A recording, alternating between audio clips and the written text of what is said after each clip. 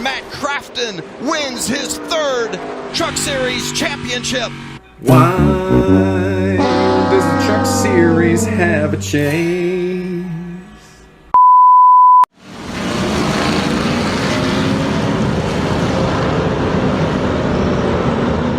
All right, so in bocce, this little white ball right here is called the Polina. And the goal is to get your ball closest to this guy.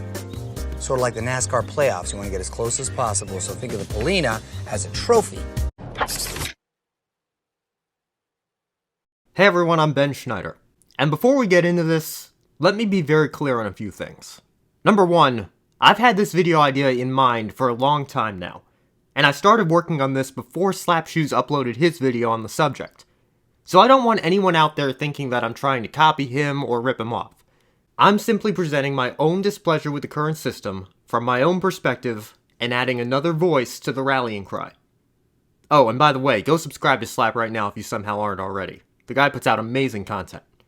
Number two, I mean absolutely no disrespect whatsoever to any driver who has won a championship under NASCAR's playoff format. Quite the opposite, actually. I applaud every single one of them, and I consider their championships legitimate. The drivers don't choose the rules, and they all race under the same set of rules. It's not Jimmy Johnson's fault he raced in the Chase playoffs era.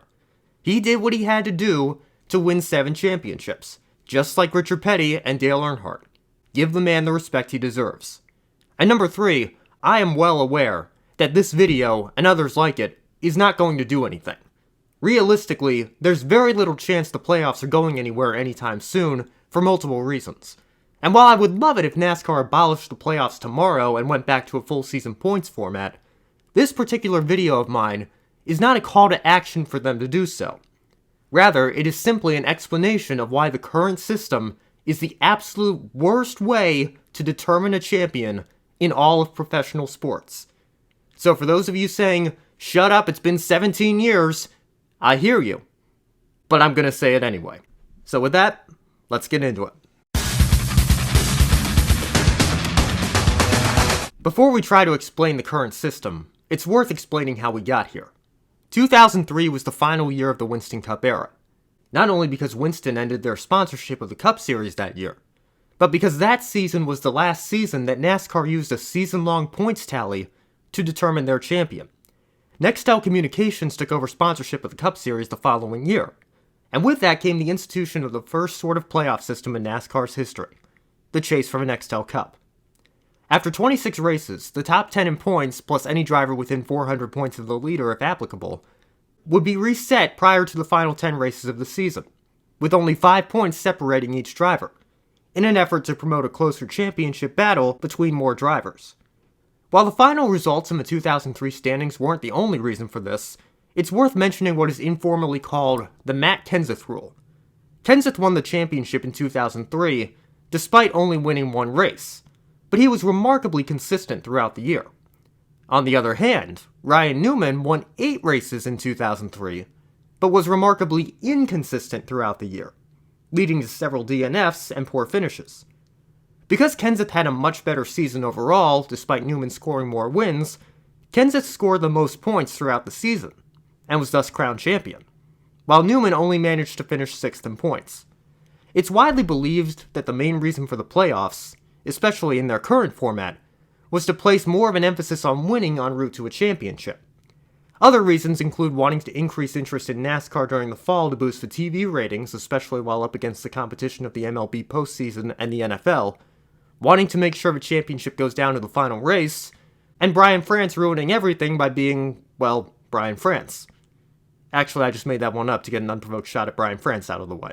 So give me a scale of 1 to 10. 10's the high point. Where is the state of NASCAR right now, if you had to give it a number? Well, I think we were on the high side. We had a lot of great things happen. We've had a great year. Not a good year, a great year.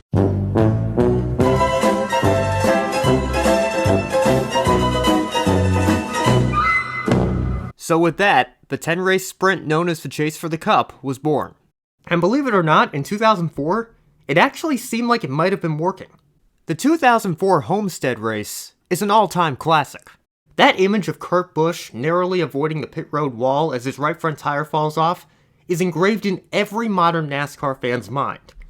And it turned out to be a crucial and critical moment, because Kurt would go on to win the title by just 8 points over Jimmy Johnson, who himself was just 8 points ahead of Jeff Gordon. To this day, it is Kurt's only Cup Series championship. While the finish to the season was exciting, it was also a source of controversy. If you disregard the chase and tally up all the points of all 36 races like the previous year, Gordon ends up with the championship, and Busch only ends up 4th in the final standings. Now, I'm not going to sit here and tell you Jeff Gordon is the 2004 NASCAR Cup champion and nothing you say will change my mind. Because like I said at the start, I take nothing away from Kurt Busch, who did everything he needed to do with the format he was given to win the championship, fairly and legitimately. Not only that, but had drivers been in different places in the points, they likely would have raced differently. Some would have played it more conservative, some might have taken more risks, some might have tried different pit strategies. And with all that, we would have seen different results. But there is still a legitimate case to be made that Jeff Gordon was statistically the best performing and most consistent driver throughout the entire season. And almost any other year, that would have led to a title. But because of the chase, it didn't.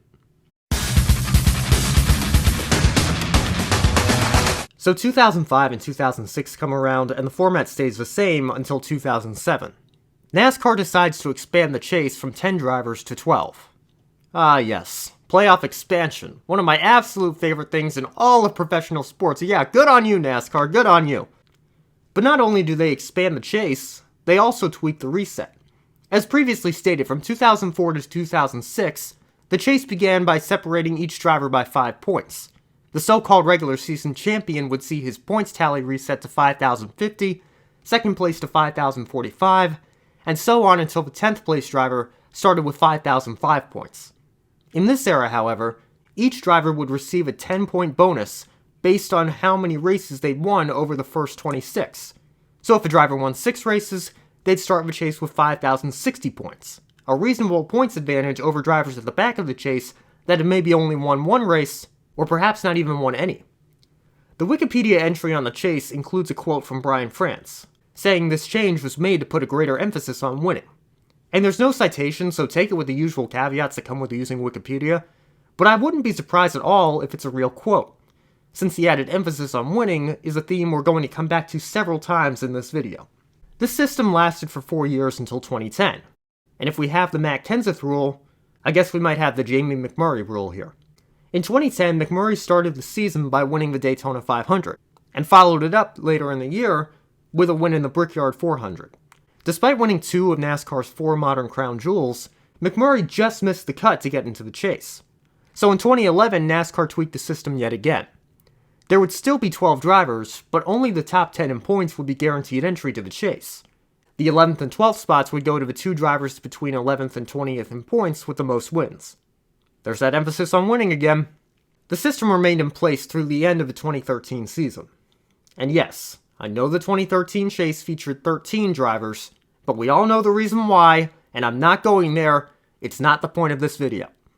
Though if you want me to talk about Spingate in a future video, let me know in the comments. I'm open to video ideas of all sorts.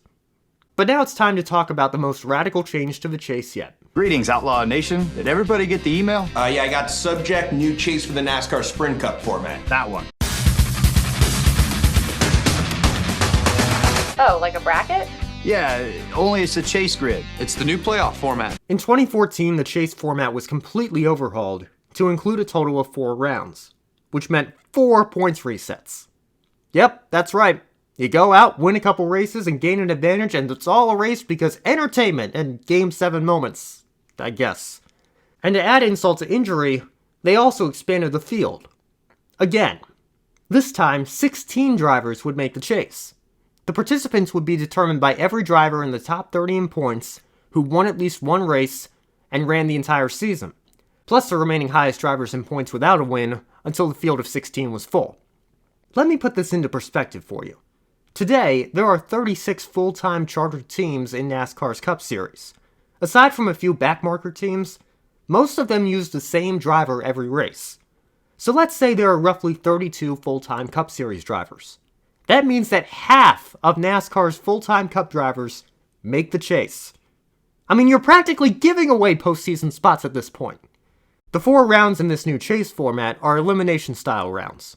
After the first 3 races of the chase, the bottom 4 drivers are eliminated. After race 6, same thing. After race 9, the field is down to just 4 championship contenders. The highest finishing driver in the championship race is the season-long champion. Now there's already a lot to unpack, but let me throw one more wrinkle into it. Winning trumps everything. If you win a race in any round, it doesn't matter how many points you have.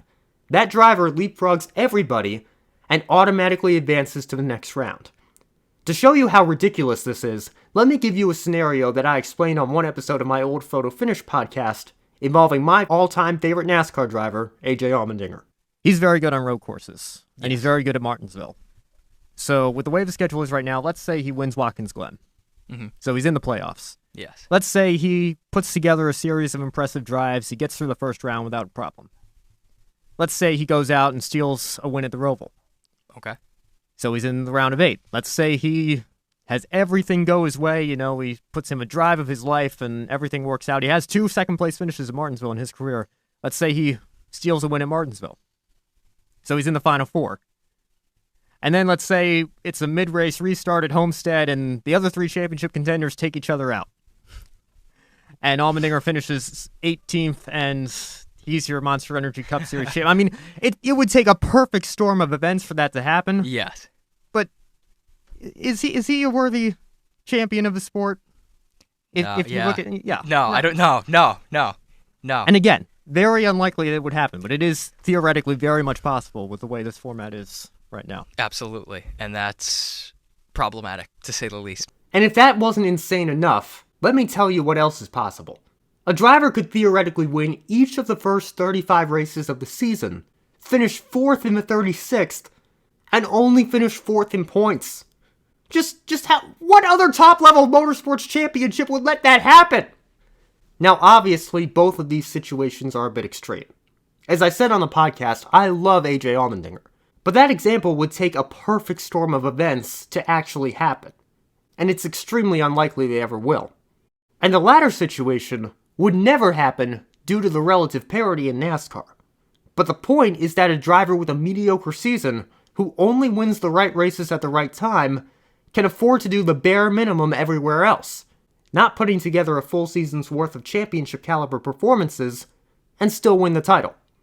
At the same time, a driver who has a career best season and breaks a bunch of records throughout the year can lose the championship based on something as trivial as a mechanical failure in the last race. Just imagine this format in F1. Lewis Hamilton loses an MGUK at Abu Dhabi, while Max Verstappen collides with Valtteri Bottas, allowing Lando Norris to sweep in and win the championship. There would be a riot of F1 fans screaming at the FIA because of the absurdity. And you know what? It would be warranted. Nothing against Norris, he's actually looked pretty fast at times this year, but nobody other than Lewis Hamilton has an argument for best driver in Formula 1 this season. And correct me if I'm wrong, but in sports, the champion is typically supposed to be the best team, or in this case the best driver, over the course of the season.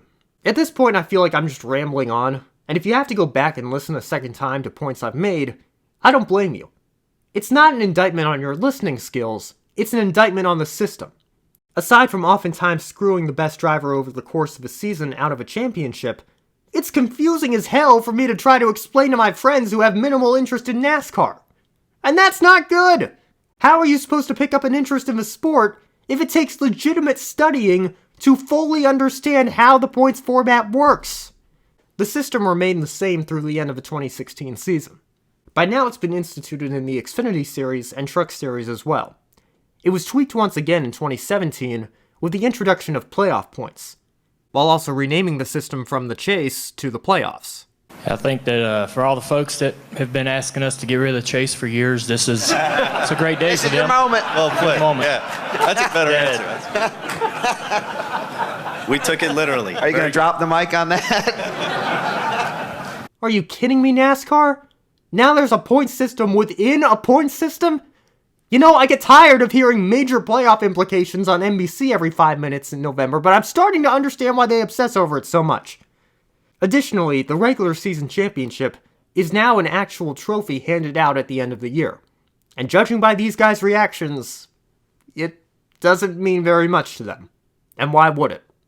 There's simply too much to stay on top of. And I've probably overlooked something here myself. I guess I haven't really explained playoff points yet.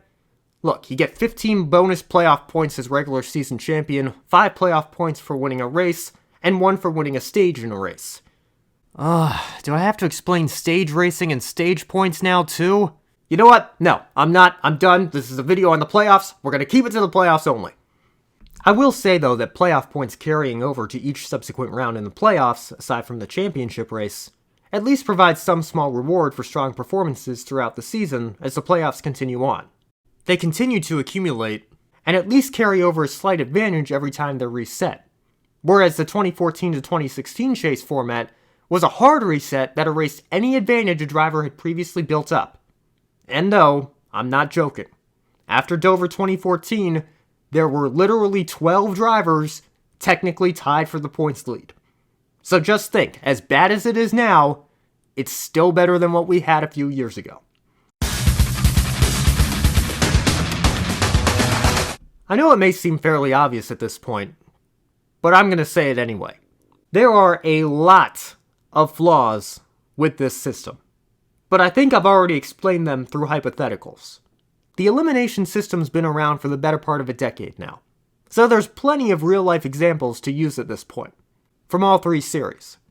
For a system that places such an emphasis on winning, the 2014 chase nearly crowned a winless champion. Ryan Newman's 2014 season wasn't exactly memorable, but in a reverse of his 2003 season, he was at least pretty consistent. Despite having only 2 top 5s in the first 26 races, he made the playoffs and advanced to the round of 8 by running in the top 10 more often than not during the playoffs. And he even snuck his way into the championship 4 by moving Kyle Larson out of the way on the final lap at Phoenix. Man, heartbreak for Jeff Gordon fans again. Newman making it to the championship 4 was a bit of a surprise, as he had had a pretty quiet year all things considered. But at the championship race at Homestead, he found himself running second in the closing laps to eventual champion Kevin Harvick. Newman, a winless driver throughout the year, was 1 pass away from winning the championship, under a format that emphasizes winning above all else. Of course, had he made the pass on Harvick to win the title, he would have had 1 win to his name, but still, a 1-win season in a format that emphasizes winning above all else, with that 1 win coming in the championship race at the very end of the year, wouldn't have looked all that better. The next year, in 2015, Kyle Busch broke both his legs in a frightening crash in the Xfinity race at Daytona in February. This caused him to miss roughly 30% of the season while he recovered. NASCAR rules state that drivers must run full-time to be championship eligible, but can be granted waivers, usually for medical or health reasons, but sometimes just because. Busch got a waiver, made the top 30 in points, won multiple races, advanced to the championship 4, and won at Homestead. Kyle Busch, your 2015 Cup champion despite running just over 2/3 of a season, ladies and gentlemen. Now, to be fair, Kyle's comeback from his devastating injury was remarkable, and I'll genuinely argue that his championship is legitimate and deserving, based on the premise that he did what he had to do with the system he and everyone else was given. But again, what other motorsport would let a driver miss that much of a season and still come back to win the season championship? Sure, a backup NFL quarterback can come in at the end of the season and lead his team to the Super Bowl, but that's just it. It's a team sport. That team still participated in every game that season. I guess we can talk about the 18 team winning an owner's championship, but for Kyle, this is the driver's championship standings we're talking about. It's still hard to wrap your head around him missing the first 11 races of a season and being the season champion. I mean, Matt Crafton, David Ragan, and Eric Jones all ran races in that car in his place. I almost feel like they should be honorary Cup champions themselves for contributing to that owner's title. And if you thought that was messy, let me tell you about the 2016 Xfinity title race. On a late race restart, TriStar Motorsports driver Cole Witt opted to stay out on old tires, in an underpowered car with a championship on the line. And hey, say what you will about how rude and inconsiderate to the title fight it is, but Witt and his team had every right to go on that strategy if they thought it gave them a chance at a better finish. Remember, there are 40 drivers in every race, not just the championship 4. These guys have sponsors and points to race for as well. And the fact that his poor restart changed the entire outcome of the championship is just further proof that the system we have right now is not a good one. Speaking of backmarkers altering the championship, a similar thing happened in the Cup Series championship race the very next day. Carl Edwards was leading in the closing laps and looked set to finally take his first Cup title, when with just 15 laps to go, backmarker Dylan Lupton brought out the caution with a single car accident, resetting the field. On the resulting restart, Edwards threw a bad block, wrecking his car and his championship hopes. And while I do think this is entirely Carl's fault, you can't really blame him that much for making the move. He had to do something to defend his championship. In January, Edwards would pull a Nico Rosberg and retire from racing much sooner than expected. So I'm stepping away from full-time driving in the Cup Series, and I'm not taking any questions, so thanks for coming. No, just joking. And while he says he did so because he was satisfied with his career, you have to wonder if getting screwed out of a title simply because of a backmarker caution played any role in his decision. Johnson's 2016 championship was a bit of a surprise, but Tyler Reddick's in the 2018 Xfinity Series was even more shocking. Throughout the 2018 season, Reddick was good, but not great. He won the season opener at Daytona in what might be the closest finish in any auto race ever. But over the course of the season, he was statistically only the third best driver on his junior motorsports team. However, he advanced to the Final Four, and because the championship race is at Homestead, his best track, he won the race, and with it the championship. Now again, no disrespect to Reddick whatsoever, but the champion is supposed to be the best driver over the course of a season. And Reddick wasn't even the statistical best driver on his own team. Aside from the intro with Matt Crafton and Kamikaze Games, we haven't really talked about the Truck Series playoffs yet. Remember how Ryan Newman proved that winning the championship without winning a race was still entirely possible under this format? Well, in the 2019 championship race in the trucks, it actually happened. Matt Crafton had a respectable first half of the year, but coming into the final race at Homestead, he hadn't scored a single top 5 finish since Texas in early June. Most championship caliber drivers spend the year competing for top 5s more often than not. Crafton, on the other hand, hadn't had one in 5.5 months. After barely making the Final Four, Crafton finished second at Homestead, the best of the championship-eligible drivers, and won the title. And that's not all. The fourth-place driver in the Homestead race, Ross Chastain, finished second in the championship. But Ross wasn't even running for truck points until 9 races into the season. After a deal with Chip Ganassi's Xfinity program fell through due to DC Solar being raided by the FBI, Chastain began the year by returning to his previous Xfinity team, JD Motorsports. He also ran all the early season truck races with Nice Motorsports. As Nice had just entered a technical alliance with GMS Racing, Chastain's early season truck results proved he was much more competitive than previously expected. So much so that he went out and won the race at Kansas. Knowing he wasn't going to win an Xfinity title for JD, he decided to switch his points declaration to the Truck Series. However, he wouldn't be given back the points he would have earned had he declared truck points from the start. Essentially, it was another Kyle Busch 2015 situation. Chastain missed 8 races worth of points, yet still found himself eligible for the truck playoffs after the regular season finale. And once again, in a pre-playoff era, missing roughly a third of the season is something you just should not be able to recover from.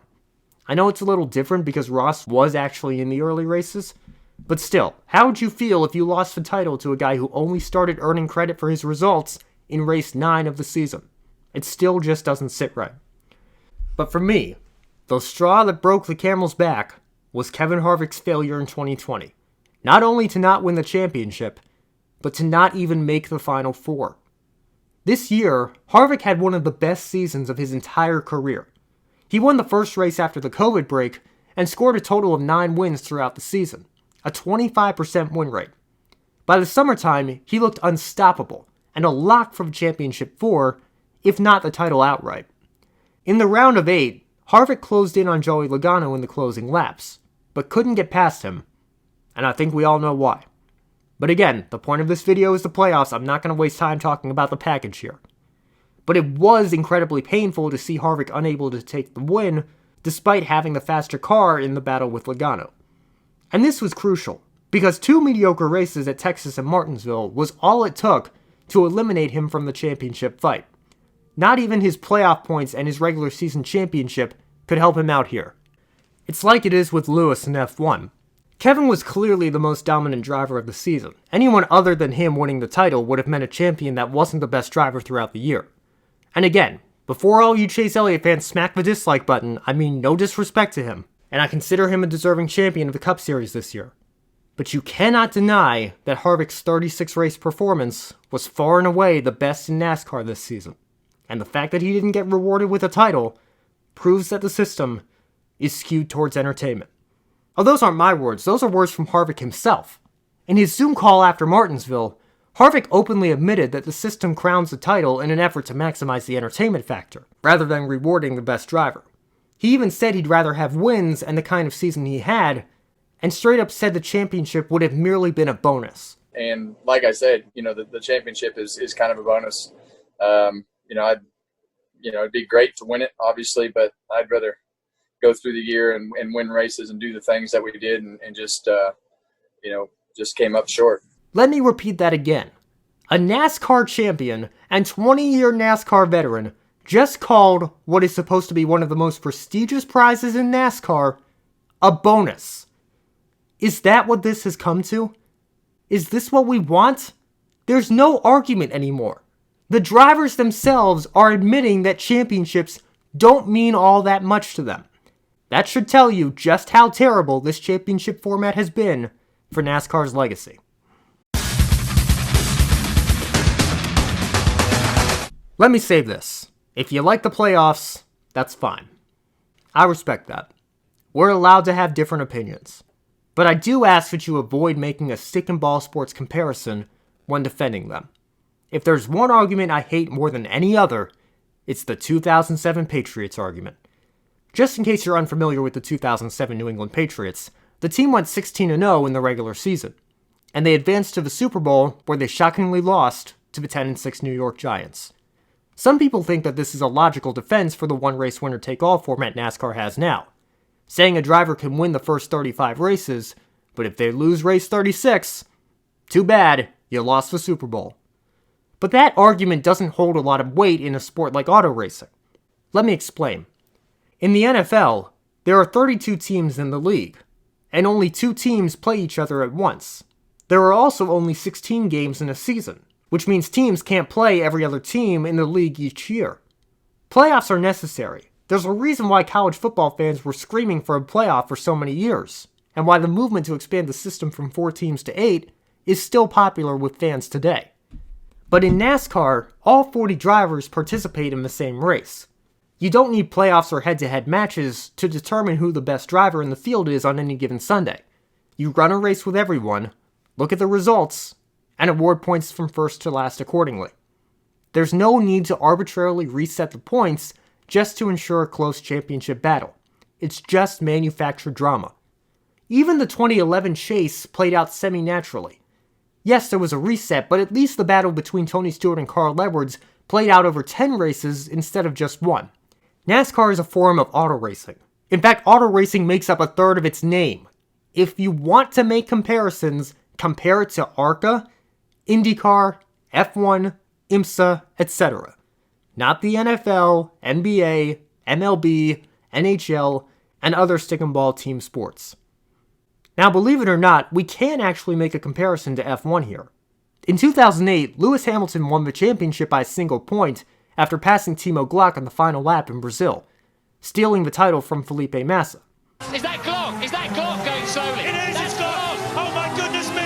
Hamilton's back in position again! So much for needing a playoff system to get a thrilling championship battle in the last race!